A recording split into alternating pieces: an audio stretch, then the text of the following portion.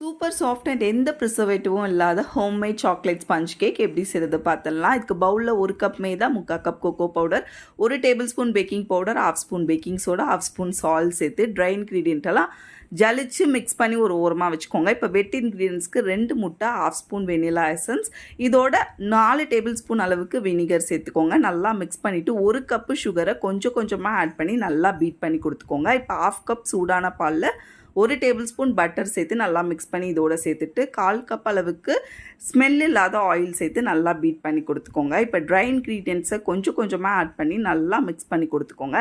ஜென்டிலாக இந்த மாதிரி cut and fold மெத்தடில் மிக்ஸ் பண்ணிவிட்டு பேக்கிங் பேனை நல்லா ஆயில் வச்சு க்ரீஸ் பண்ணி கொடுத்துட்டு நம்ம மிக்ஸ் பண்ண பேட்டரை இதில் ஊற்றி 180 டிகிரி செல்சியஸில் 30 மினிட்ஸ் பேக் பண்ணி எடுத்திங்கன்னா ஒரு சூப்பர் சாஃப்டான சாக்லேட் ஸ்பஞ்ச் கேக் சூப்பராக ரெடி ஆகிடுச்சு. அதோட டெக்ஸ்சரை பாருங்கள், செம்ம சூப்பராக, எந்த ப்ரிசர்வேட்டிவும் இல்லாமல் ரெடி ஆகிடுச்சு. கண்டிப்பாக ட்ரை பண்ணி